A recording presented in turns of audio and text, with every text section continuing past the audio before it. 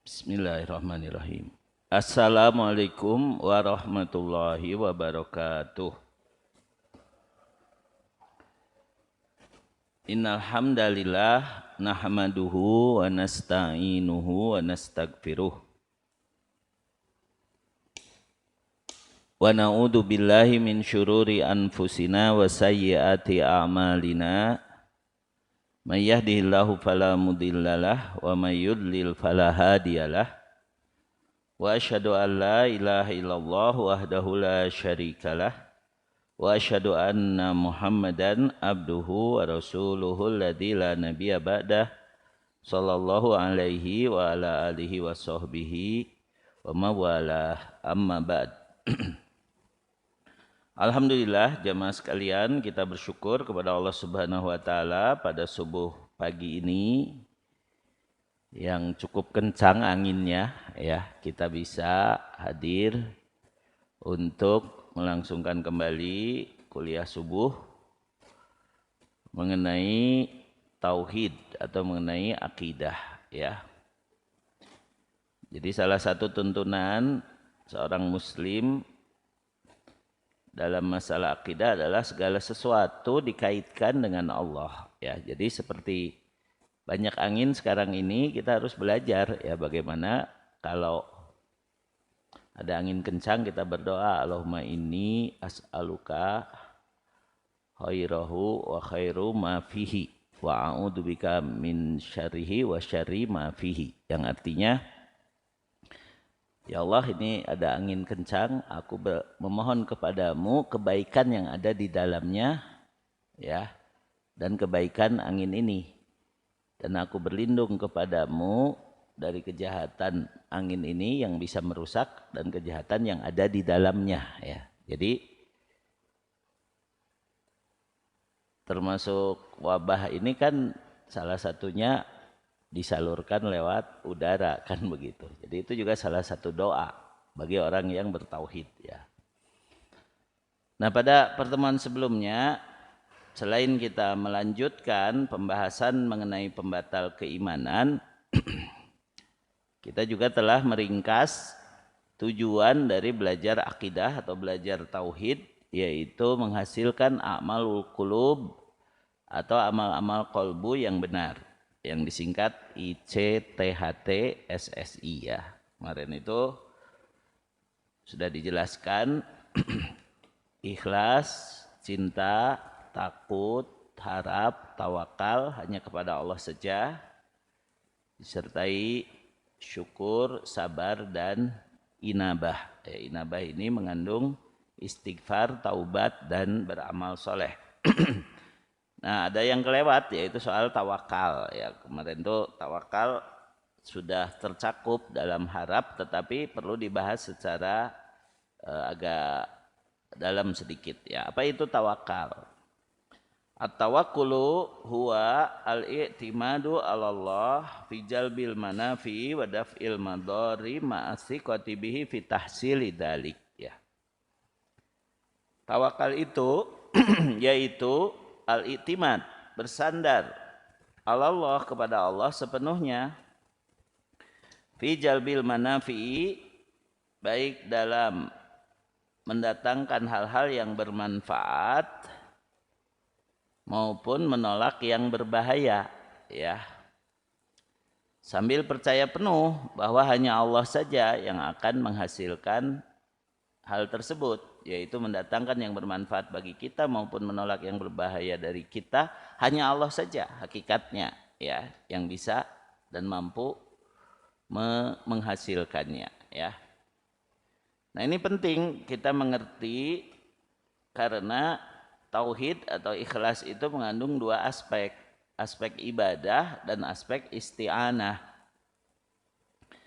Aspek ibadah yaitu iyyaka na'budu, hanya kepada Allah kita beribadah, kita menyembah, sehingga tidak ada tujuan tertinggi ya dalam amal kita kecuali kepada Allah. Allahu ghayatuna ya, Allah adalah tujuan hakiki kita ya. Kemudian aspek kedua adalah aspek isti'anah, yaitu iyyaka nasta'in, hanya kepadamu kami mohon pertolongan. Nah, mohon pertolongan ini yaitu tawakal tadi, bersandar hanya kepada Allah. Sehingga dari sisi ini manusia itu terbagi 4 macam. Manusia hakikatnya terbagi 4 macam. Ya. Yang pertama, yang tidak beribadah kepada Allah, amalnya tidak ditujukan untuk Allah, dan juga tidak bersandar kepada Allah. Ya. Ini kebanyakan orang-orang yang ateis, ya. Orang-orang yang tidak punya tujuan hidup dan tidak kenal Allah. Jadi ibadahnya tidak kepada Allah, bersandarnya juga tidak kepada Allah. Ini orang paling rusak, ya. Yang kedua, ada orang yang bersandarnya kepada Allah tapi tidak beribadah kepada Allah. Ya, dia tahu bahwa hanya Allah yang berkuasa atas seluruh alam ini, tapi ketika beribadah bukan kepada Allah. Ya. Dulu sering saya ilustrasikan, misalnya ada supir angkot, lihat ada penumpang dari jauh, 2 orang penumpang, ya. Kemudian ketika dia mau mendekatinya disusul oleh temannya. Akhirnya penumpang itu naik ke mobil temannya. Tapi supir itu kemudian sabar aja, ya sudahlah gitu kan. Pas dia sampai ke tempat yang tadi, ada penumpang tadi, dari gang keluar 3 orang. Tuh kan rezeki mah sudah ada yang ngatur gitu kan. Yang tadi yang 2 orang nyegat di pinggir jalan diambil oleh temannya, dia dapat 3 orang yang baru keluar dari gang itu, ya. Kemudian dia lanjutkan nyupir, kemudian terdengar adzan, terus aja, ya. Jadi ketika dalam masalah rizki, dia tahu, oh rizki mah udah ada yang ngatur. Tapi begitu ada adzan, nggak berhenti atau nggak sholat kan gitu. Dia lupa pada sholat, maka dia bertawakal kepada Allah, bersandar kepada Allah, tapi tidak beribadah kepada Allah, ya. Jenis yang ketiga, manusia yang beribadahnya kepada Allah, ya, tapi tidak bersandar kepada Allah. Ini adalah orang-orang yang ujub, orang-orang yang bangga dengan amalnya. Merasa bahwa saya sudah berjasa, saya sudah hebat nih. Ya, saya sudah kaya. Saya cukup dengan usaha saya sendiri. Jadi ibadah itu sekedar formalitas saja, ya. Ibadahnya kepada Allah tapi dia tidak bersandar kepada Allah, ya.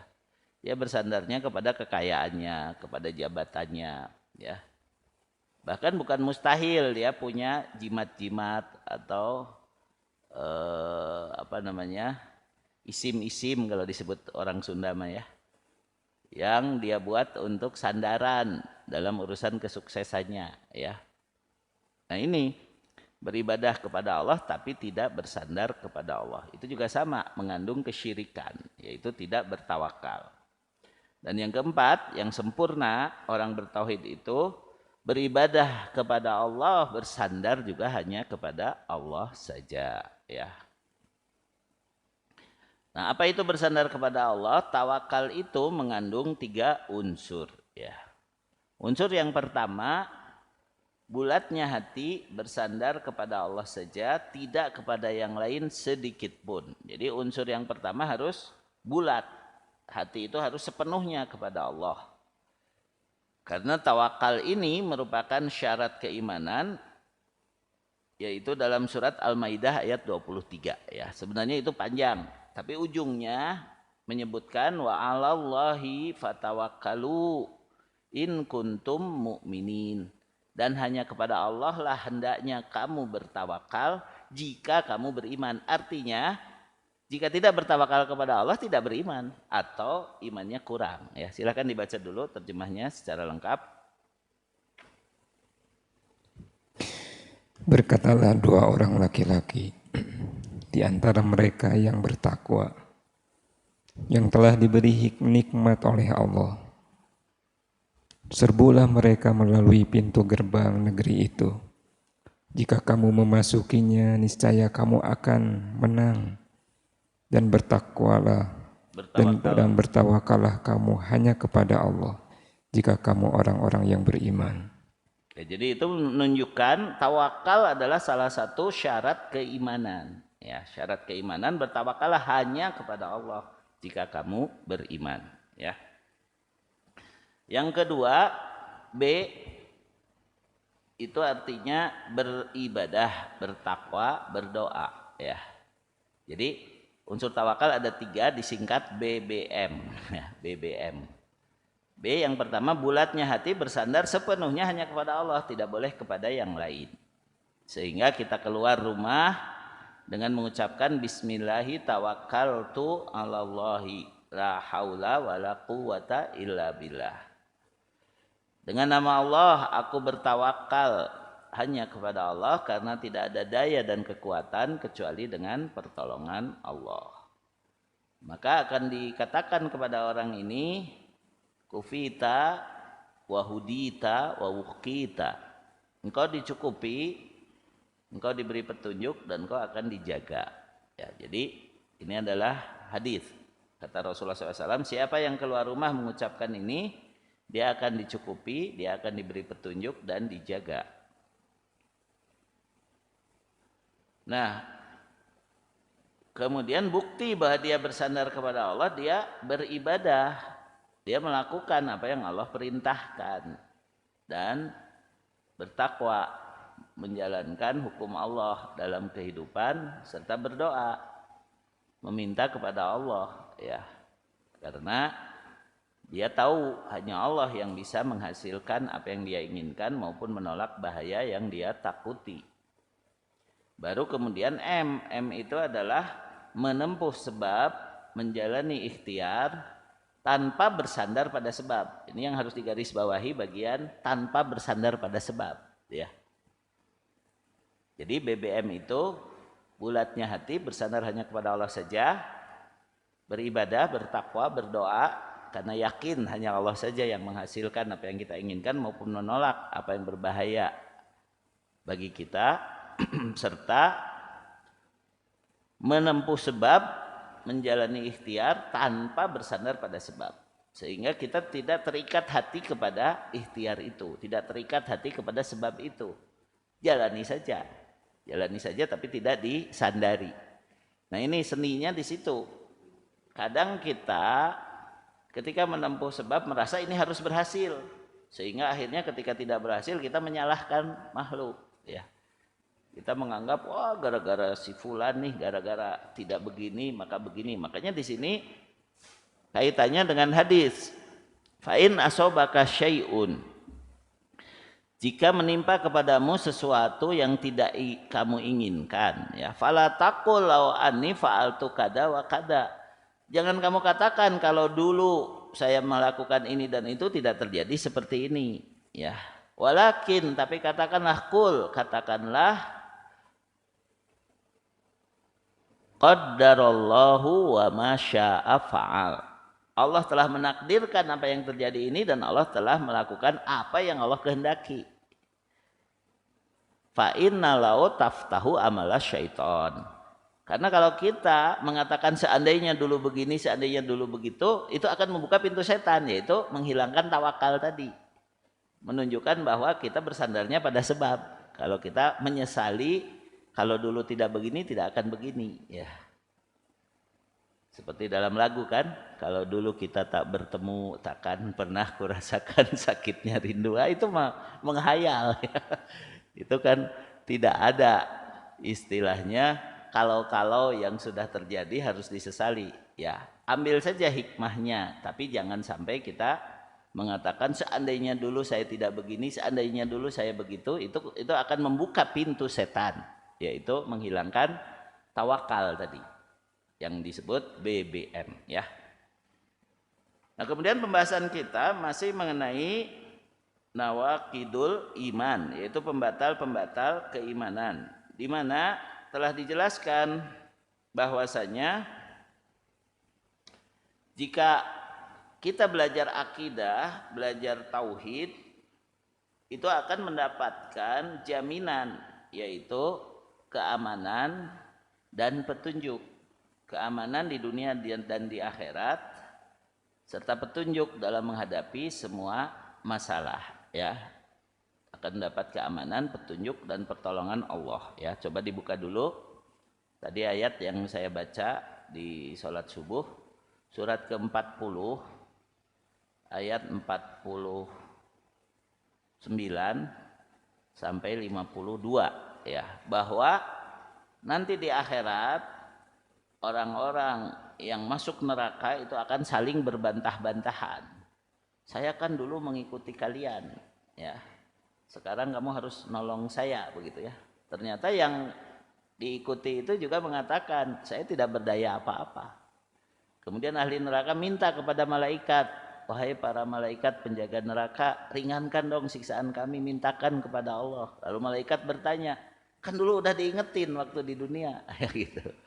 Nah kemudian Allah mengingatkan bahwa orang yang beriman kepada para rasul pasti akan ditolong, yaitu diberi petunjuk di dunia maupun di akhirat nanti ya. Silakan dibaca terjemahnya. Wa id yatahajjuna finnar, itu ayat berapa? Dan ketika mereka berbantah-bantahan, surat ke-40 ayat 49 kalau tidak salah. Wa id yatahajjuna finnar atau ayat 50 coba Kang Tis. Ayat 47. Oh, 47. Wa id yatahajjuna finnar, ya silahkan. Ya. Dan ingatlah ketika mereka berbantah-bantahan dalam neraka, maka orang yang lemah berkata kepada orang-orang yang menyombongkan diri, sesungguhnya kami dahulu adalah pengikut-pengikutmu, maka dapatkah kamu melepaskan sebagian azab api neraka yang menimpa kami?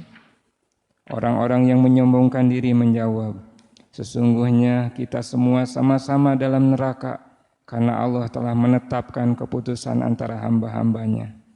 Dan orang-orang yang berada dalam neraka berkata kepada penjaga-penjaga neraka jahanam, mohonkanlah kepada Tuhanmu agar dia meringankan azab atas kami sehari saja.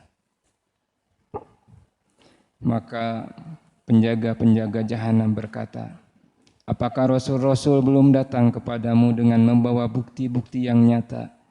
Mereka menjawab, benar, sudah datang. Penjaga-penjaga jahanam berkata, berdoalah kamu sendiri, namun doa orang-orang kafir itu sia-sia belaka. Lanjutkan, dua lagi. Sesungguhnya kami akan menolong Rasul-Rasul kami dan orang-orang yang beriman dalam kehidupan dunia dan pada hari tampilnya para saksi, yaitu hari kiamat, yaitu hari ketika permintaan maaf tidak berguna bagi orang-orang zalim dan mereka mendapat laknat dan tempat tinggal yang buruk. Ya, jadi di situ disebutkan nanti di akhirat ahli neraka akan berbantah-bantahan, ya, menganggap bahwa mereka tersesat itu karena mengikuti orang yang salah. Tapi diingatkan oleh para malaikat penjaga neraka, bukankah telah datang rasul-rasul kami yang memberi petunjuk kepada kalian, yaitu ajarannya ya, karena Rasulullah Muhammad SAW sudah meninggal ya, sekarang disampaikan oleh para ulama, para ustadz begitu ya. Lalu mereka akan mengatakan benar, ya sudah tidak ada alasan lagi bagi mereka untuk meminta keringanan. Nah itu jangan sampai terjadi ya. Sedangkan orang yang beriman itu akan ditolong oleh Allah dalam kehidupan dunia maupun di akhirat nanti. Ya, itulah petunjuk yang akan didapat. Jadi kalau iman itu mendatangkan segala kebaikan dan mencegah dari segala kejelekan, maka wajar kalau syaratnya berat. Itu sudah saya sampaikan ya. Makanya harus dibahas pembatal-pembatal keimanan ya. Karena kemarin ada juga yang mengatakan, wah ustadz tuh harus dibedakan, ada ustadz yang lembut, ada ustadz yang keras ya. Salah satunya ustadz yang keras itu, yaitu tadi membahas tentang kafir, membahas tentang syirik, membahas tentang munafik ya. Padahal itu penting, betul nggak? Setuju tidak? Penting, kenapa? Karena kalau kita tidak membahas tentang pembatal keimanan, ya nanti kita tidak tahu iman kita ini diterima apa tidak, kan gitu ya. Jadi sebagaimana kata penyair, araftu syarra la li syari lakin li tawaqqihi wa man la ya'rifu syarra minan nasi yaqau fihi. Aku mengetahui kejelekan ya, kejahatan, keburukan bukan untuk melakukannya tapi untuk menjaga diri darinya. Karena siapa yang tidak kenal kejahatan, maka orang itu akan jatuh ke dalamnya. Ya. Orang tuh kadang-kadang jatuh kepada kesalahan karena merasa ini tidak salah kan gitu. Ya. Sebagaimana orang yang ngomong tadi, ya. Dai itu harus lembut, jangan nyindir-nyindir agama lain. Lalu dia merasa bahwa dia itu benar gitu kan. Ya. Kenapa? Karena dia pakai perasaan, pakai logika. Padahal dalam Islam itu al-haqqu mirabbika, kebenaran itu harus ada dalilnya. Kalau dalam Al-Qur'an disebut qul ya ayyuhal kafirun, ya sebut kepada orang kafir seperti itu gitu kan. Jangan sampai kita menghilangkan ayat secara tidak langsung, itu kan sudah kemunafikan ya. Atau misalnya yang sering seperti indah dan seperti bagus tentang konsep ikhlas ya. Sholat mah sholat aja lah, ikhlas, jangan pengen surga, jangan takut neraka. Itu kayak enak ngomongnya, tapi mana dalilnya? Mana dalilnya bahwa kalau sholat nggak boleh pengen surga, nggak boleh takut neraka? Itu logika aja. Jadi permasalahannya kejahatan itu terjadi ketika dia tidak merasa salah, karena konsep tentang kebenaran yang dia miliki sudah tidak benar. Yaitu kebenarannya bukan berdasarkan apa yang dari Allah. Maka di sini prinsip keimanan adalah meyakini kebenaran itu dari Allah, Al-Quran dan As-Sunnah, ya, bukan sugan jeung cenah. Ini sering saya ulang-ulang ya. Surat ke-18 ayat 29. Kita harus meyakini kebenaran itu dari Allah, ya. Siapa yang mau beriman, berimanlah secara bulat, jangan setengah-setengah, ya. Kalau mau kafir ya biarkan aja kafir, nanti juga sudah disediakan siksa bagi mereka. Tapi tetap kita harus menyampaikan. Kalau kamu terus begitu, kamu akan celaka. Ya, silakan Kang Tis. Dan katakanlah Muhammad, kebenaran itu datang dari Tuhanmu. Barang siapa menghendaki beriman, hendaklah dia beriman. Dan barang siapa menghendaki kafir, biarlah dia kafir. Sesungguhnya kami telah menyediakan neraka bagi orang zalim yang gejolaknya mengepung mereka. Jika mereka meminta pertolongan, meminta minum, mereka akan diberi air seperti besi yang mendidih, yang menghanguskan wajah. Itulah minuman yang paling buruk dan tempat istirahat yang paling jelek. Ya, jadi seperti itu. Kita diperintahkan untuk menyampaikan, ya, bahwa kebenaran itu dari Allah. Sampaikan apa isinya, yaitu Al-Quran dan As-Sunnah. Yang mau beriman, berimanlah dengan bulat, jangan setengah-setengah, sebab nanti nggak akan diterima kalau setengah-setengah. Kalau mau kafir, jelas-jelas aja kafir, jangan pura-pura Islam lalu memojokkan Islam. Ini kan banyak orang yang begitu sekarang ini. Kalau ditanya KTP saya juga Islam, tapi sholat enggak, pakai kerudung enggak, gitu kan, ngaji enggak, gitu. Kerjaannya merendahkan para ustadz, para ulama, ya. Mana lagi sisa Islam pada dirinya, kan begitu ya. Nah seperti itu. Nah sebelumnya ada sahabat Rasulullah SAW yang bernama Hudzaifah bin Al-Yaman radhiyallahu anhu menyatakan, kanan nasu yas'aluna Rasulullah sallallahu alaihi wasallam anil khair wa kuntu as'aluhu anisyarri mahafatan ayyudrikani. Kebanyakan sahabat, kebanyakan orang bertanya kepada Rasulullah SAW tentang kebaikan-kebaikan. Tapi aku bertanya tentang keburukan-keburukan, ya, yang bisa terjadi supaya aku tidak terjatuh di dalamnya. Nah, ini salah satu jasa daripada sahabat Hudzaifah Al-Yamani adalah menjadi sebab datangnya hadis-hadis tentang apa yang terjadi sepeninggal Rasulullah Shallallahu Alaihi Wasallam, ya. Jadi hadis tentang tanda-tanda kiamat, ya, tentang bagaimana kita harus berpegang teguh pada Islam ketika orang-orang jauh dari sunnah, itu melalui sahabat Hudzaifah. Karena Hudzaifah takut nanti sepeninggalnya Rasulullah SAW, sepeninggalnya para sahabat, manusia akan terjatuh lagi kepada kejahatan. Lalu meminta resepnya bagaimana agar kita selamat dari kejahatan itu. Nah begitu ya. Jadi kita membahas tentang pembatal keimanan, itu merupakan hal yang penting agar kita tidak terjatuh di dalamnya. secara umum lawan dari tauhid itu sebenarnya hanya 3.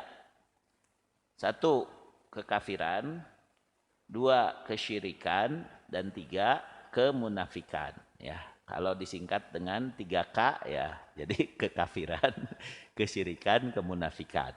Tapi bisa juga disingkatnya jadi kasyimun. Ya. Kasyimun itu kafir, syirik, munafik ya. Ya yang penting ingat aja ya. Jangan sampai jatuh kepada kafir, jangan sampai jatuh kepada syirik, menyekutukan Allah, jangan sampai jatuh kepada munafik atau nifak ya. Namun kita membahas di sini ada 11 poin mengenai pembatal keimanan.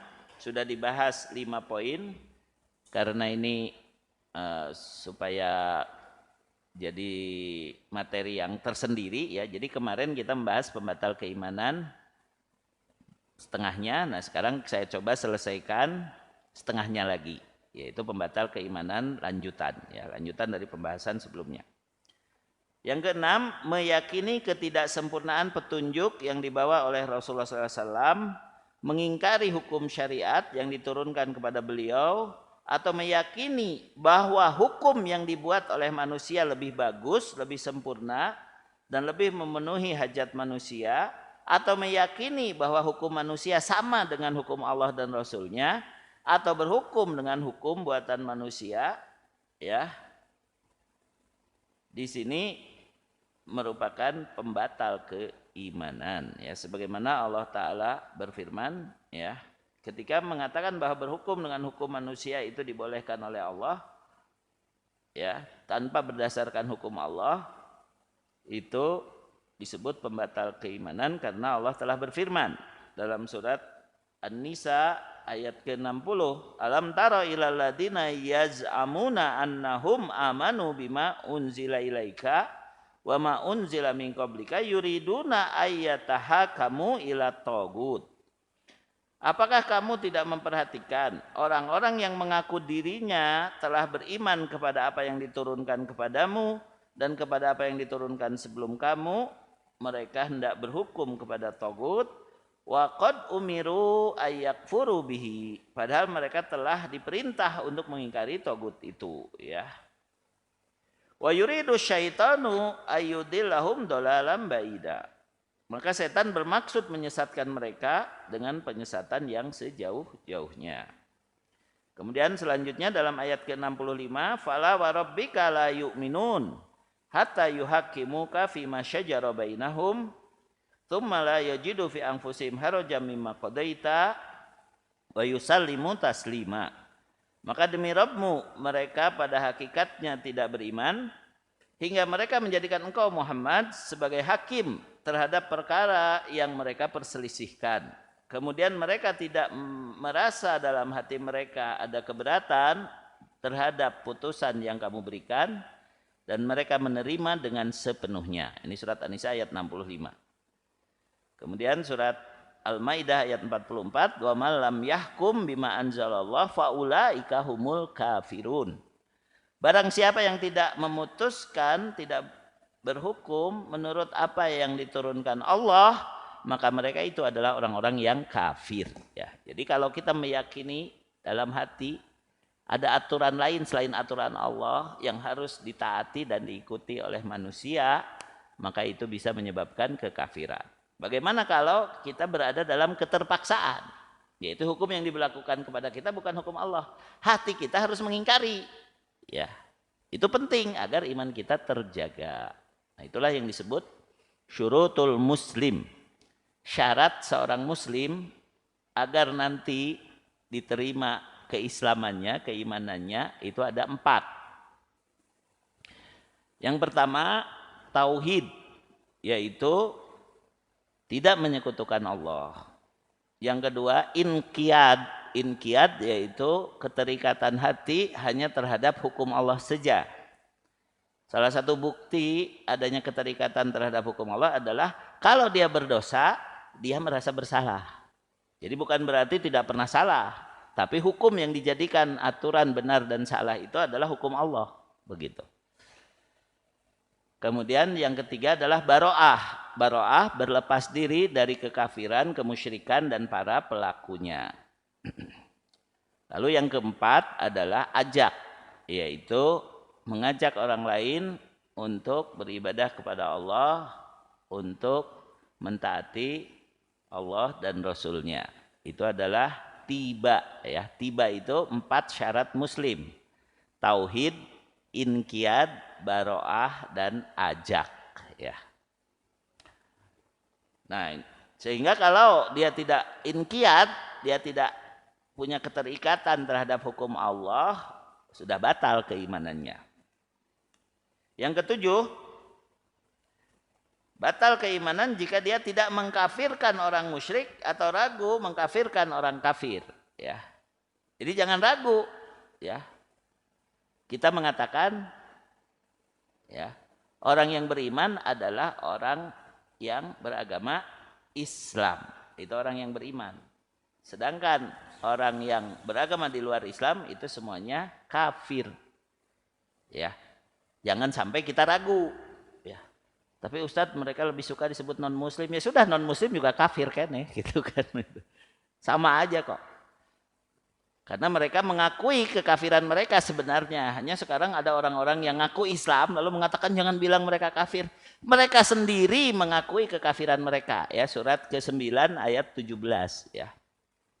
Surat At-Taubah ayat ke-17. Mereka itu sudah mengaku kafir, ya. Kenapa kita bilang jangan dibilang kafir, gitu kan. Bismillah.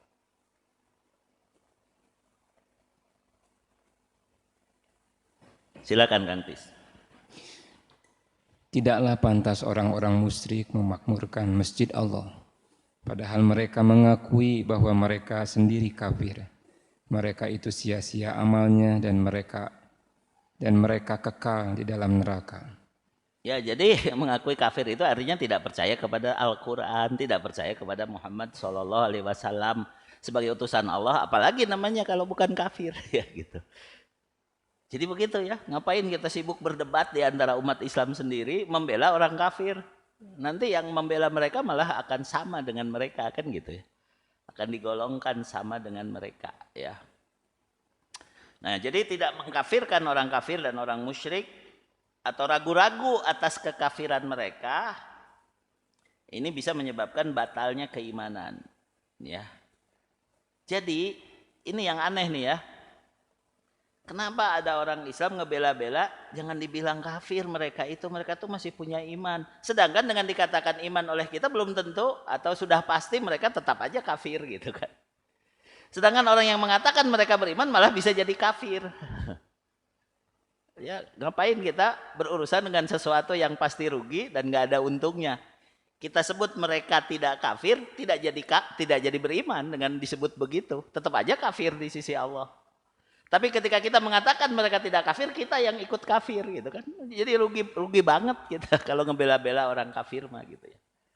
Nah, ini ingat nih, ya, pembatal keimanan yang ini sangat banyak terjadi secara tidak terasa.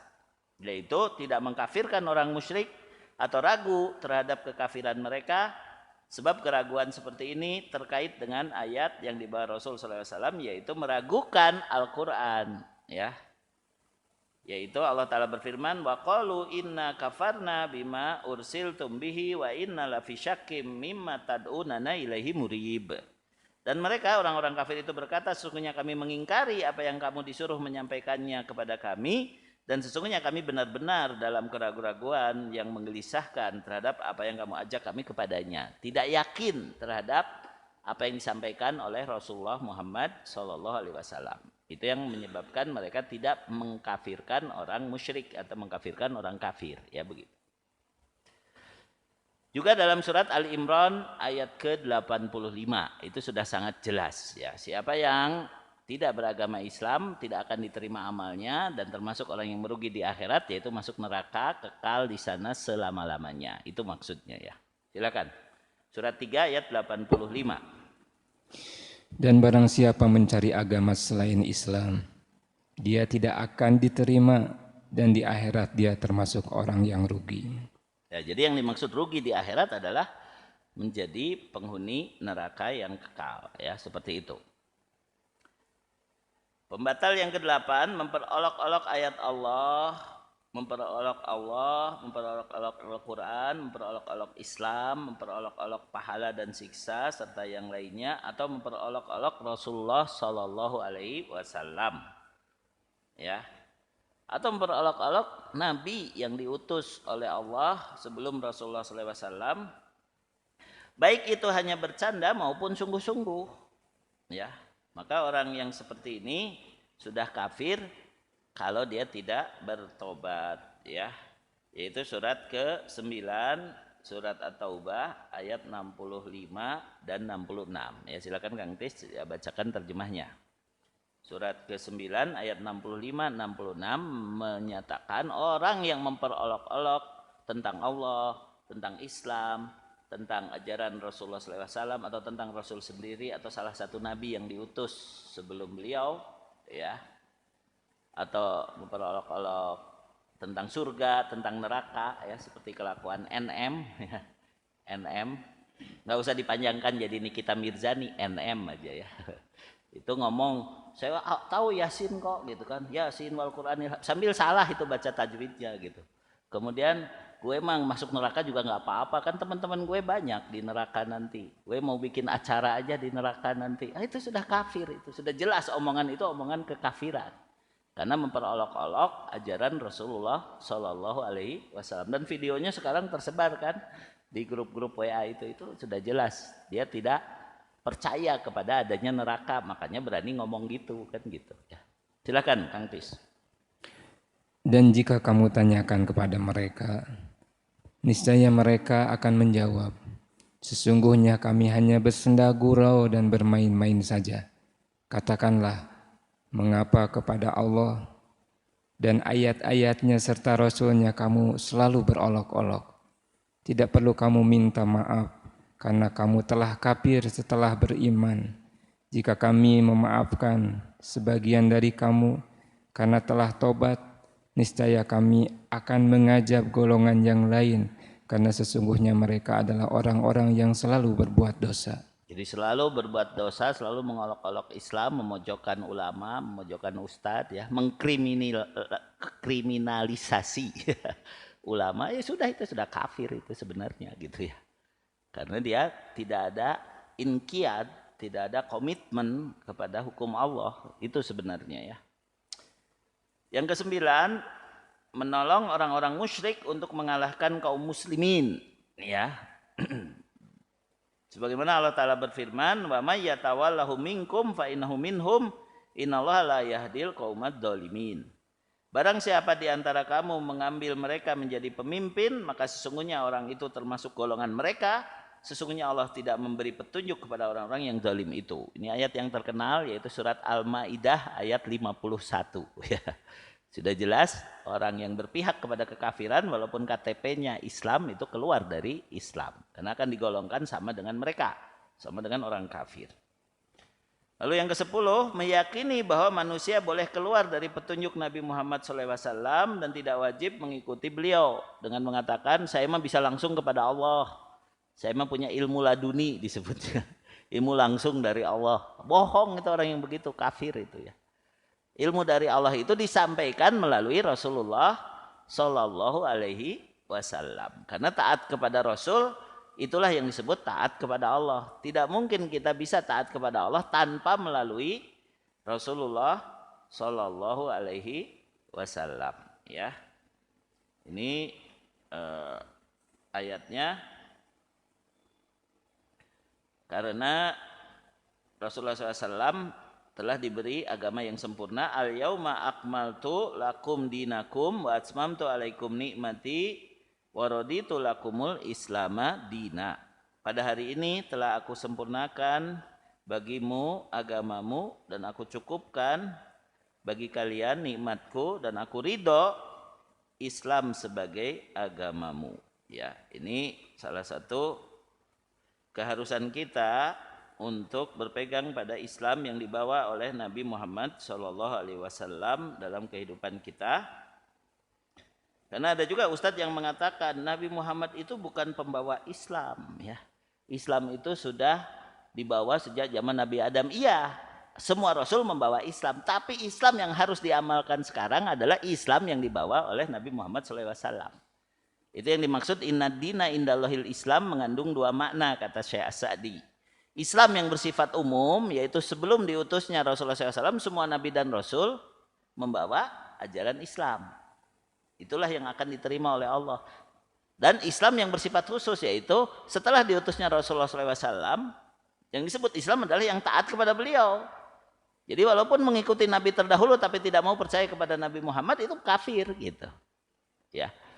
Jadi jangan sampai membingungkan umat dengan mengatakan Nabi Muhammad itu bukan pembawa Islam. Ini kata-kata yang berbahaya. Rasulullah SAW itulah pembawa Islam yang harus ditaati di zaman sekarang ini, gitu ya. Kenapa? Karena dengan ngomong begitu kan ada makna tersamar jadinya. Ya.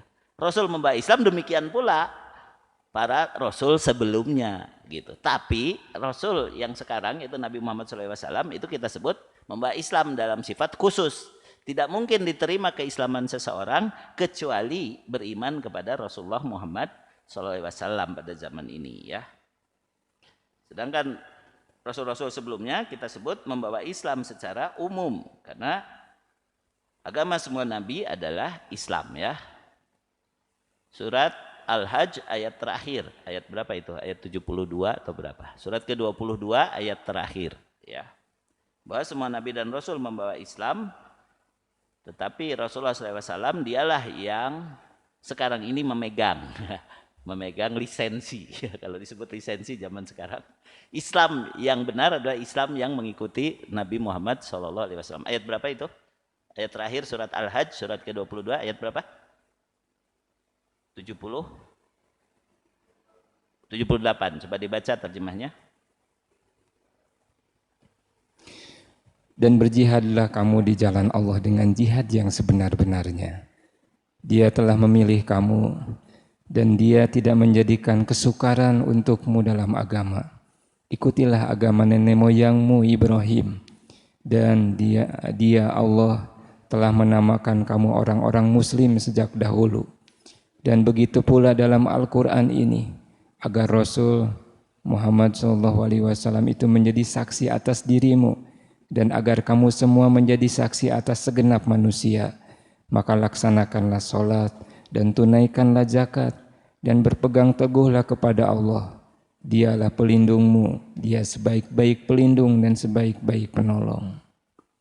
Ya, jadi agama nabi-nabi terdahulu juga disebut Islam, dan para pengikut nabi terdahulu itu juga disebut muslimin. Tetapi di situ ada ketegasan, ikutilah Nabi Muhammad SAW agar Islam kamu diterima. Jadi sekarang ini hanya yang taat kepada Rasulullah yang disebut Islamnya diterima. Itu yang disebut inqiyad tadi, ya. TIBA.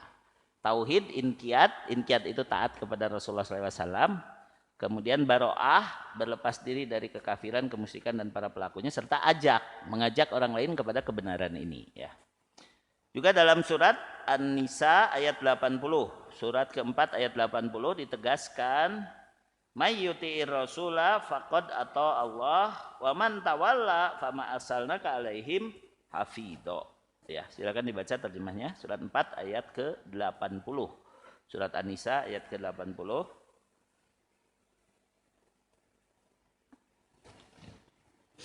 Barang siapa menaati Rasul, maka sesungguhnya dia telah menaati Allah.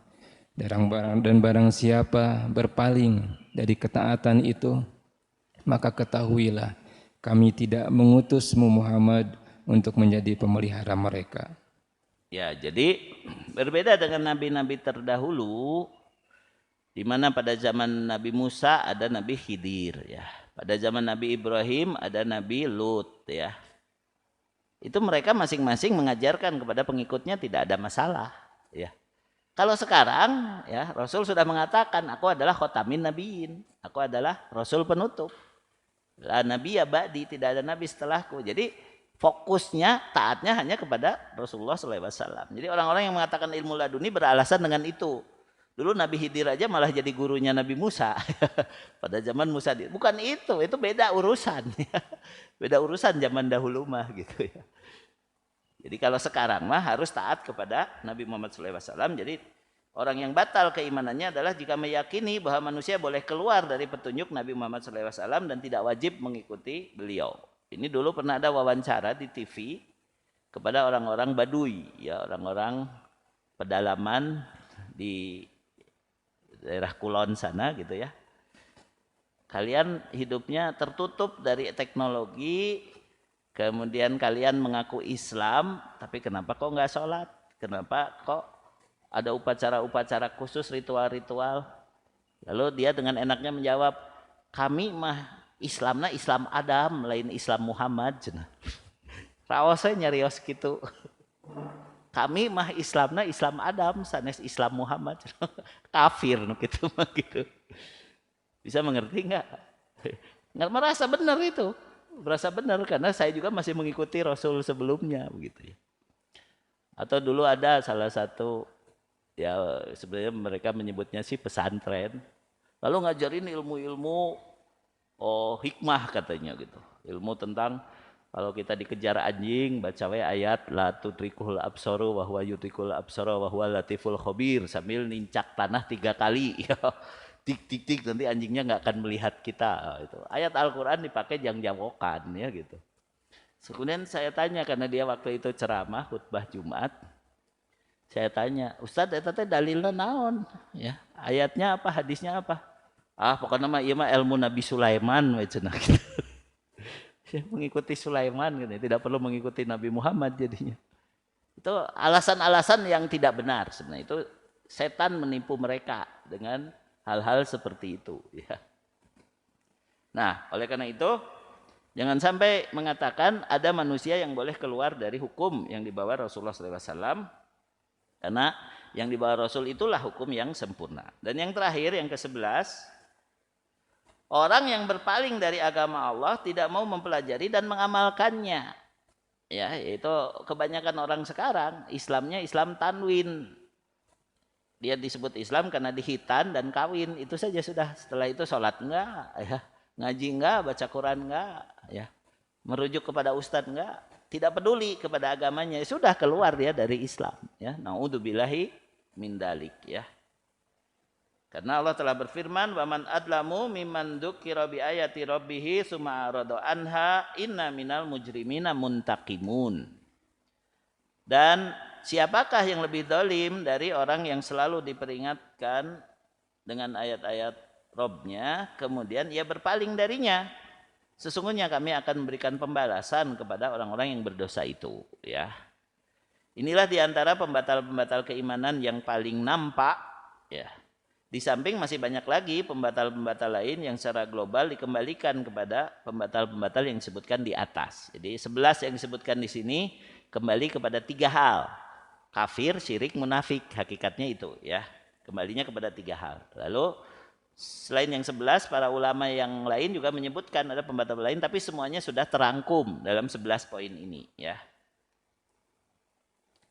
Di antaranya misalnya sihir ya, menolak seluruh ajaran Al-Quran atau sebagiannya, meragukan kemukjizatan Al-Quran, meremehkan Al-Quran atau sebagian darinya, menghalalkan apa yang disepakati keharamannya dalam Al-Quran ya, seperti haramnya zina, haramnya minuman keras ya, atau mencela Islam dan pengikutnya. Itu juga termasuk pembatal-pembatal, tapi kembali kepada 11 poin yang disebutkan ya. Kami berlindung kepada Allah dari kesesatan ya, semoga Allah melindungi kita dari pembatal-pembatal ini ya. Semoga Allah menerima iman kita. Dan nanti kita akan masuk kepada pembahasan mengenai pelaku dosa besar. Ya, dosa besar tidak otomatis membuat seseorang keluar dari iman, tapi dengan ada syarat tadi ya. Ada syarat dia masih merasa berdosa. Nah, pembahasan masalah pelaku dosa besar inilah yang menyebabkan ada kelompok Khawarij, ada kelompok Mu'tazilah, karena mereka tidak benar dalam berakidah menyikapi para pelaku dosa besar ini ya. Mudah-mudahan bermanfaat. Subhanakallahumma wa bihamdika asyhadu an la ilaha illa anta astaghfiruka wa atubu ilaik. Wassalamualaikum warahmatullahi wabarakatuh.